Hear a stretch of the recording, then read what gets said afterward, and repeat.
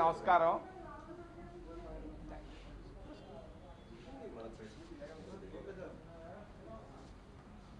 ఢిల్లీ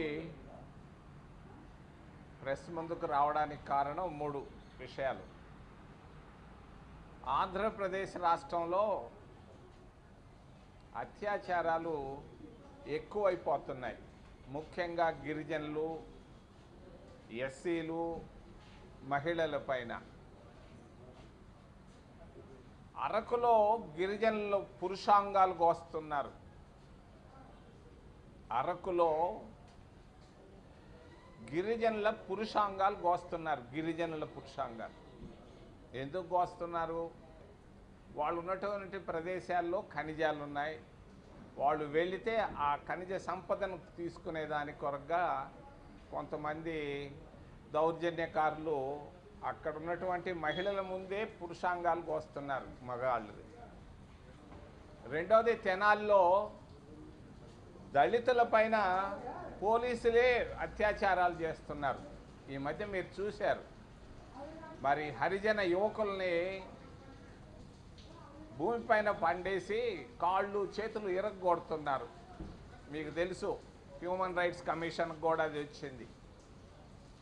నిన్ననే కుప్పంలో చంద్రబాబు నాయుడు నియోజకవర్గంలో ఒక మహిళను, నిరుపేద ఓబీసీ మహిళను చెట్టు కట్టేసి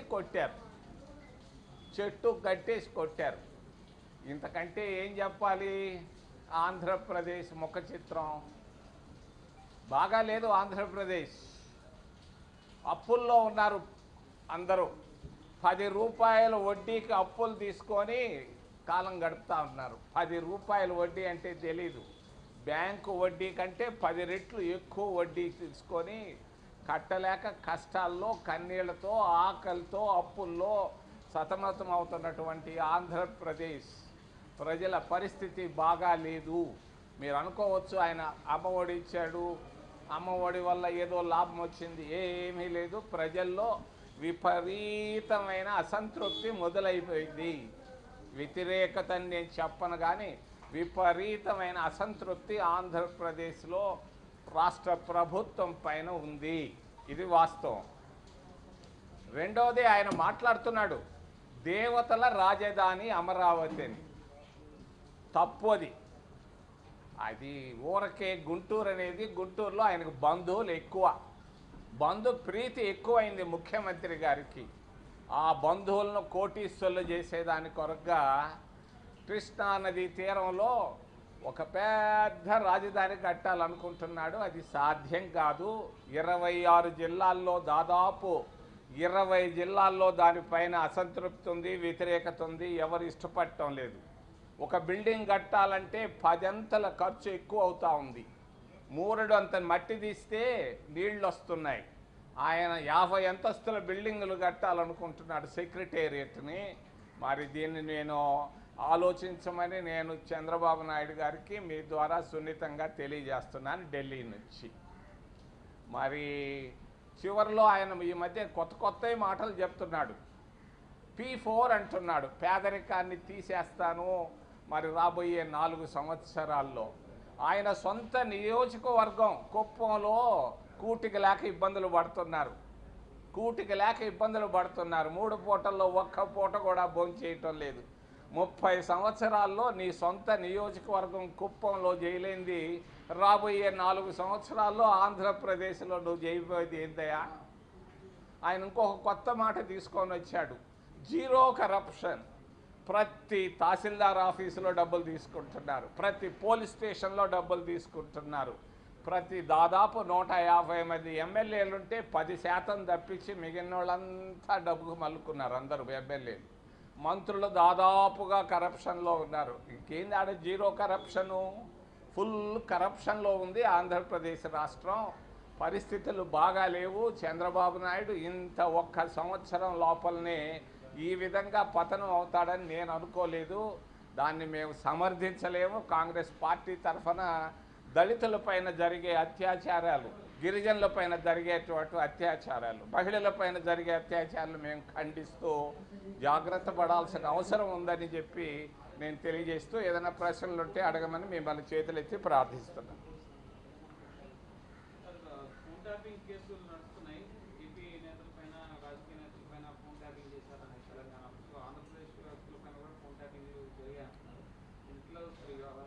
ఇది సహజంగా జరుగుతుంటుందా?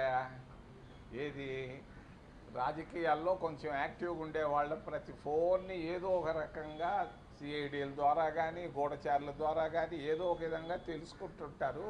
ఇది సహజ పరిణామం, చాలా సంవత్సరాలుగా జరుగుతూ ఉంది.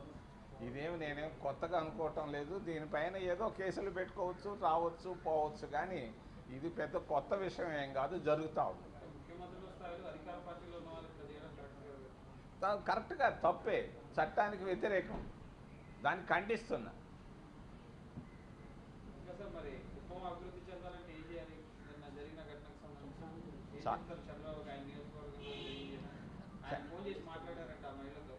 ఆయన అందరితో మాట్లాడుతుంటాడు, ఆయనకి అవగాహన లేదు. మరి ఊరికే దినానికి ఒక కొత్త మాట మాట్లాడుతుంటాడు. 29లో నేను ఇది మారుస్తాను, 2047కి మరి దేశాన్నే మార్చేస్తారని ఊరికే కొత్త కొత్త మాటలు P4 అంటాడు. అయ్యా, నువ్వు తినేదానికి కూడు లేక ఆడు దస్తా ఉంటే ఉద్యోగాలు లేక అల్లాడుతున్నారు. వేల మంది వెళ్తున్నారు ప్రతిరోజు కుప్పం నుంచి బెంగళూరుకి.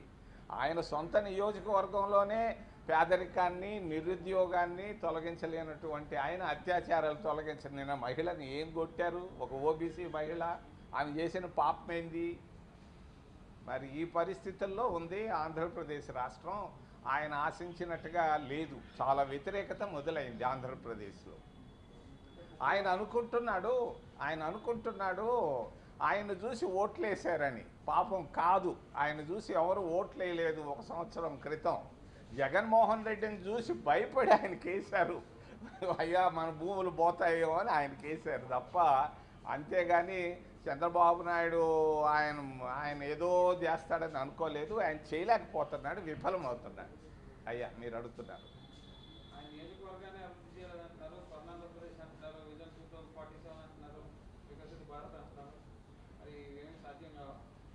అసాధ్యం, ఏమీ చేయలేడు చంద్రబాబు నాయుడు, నాకు తెలుసు.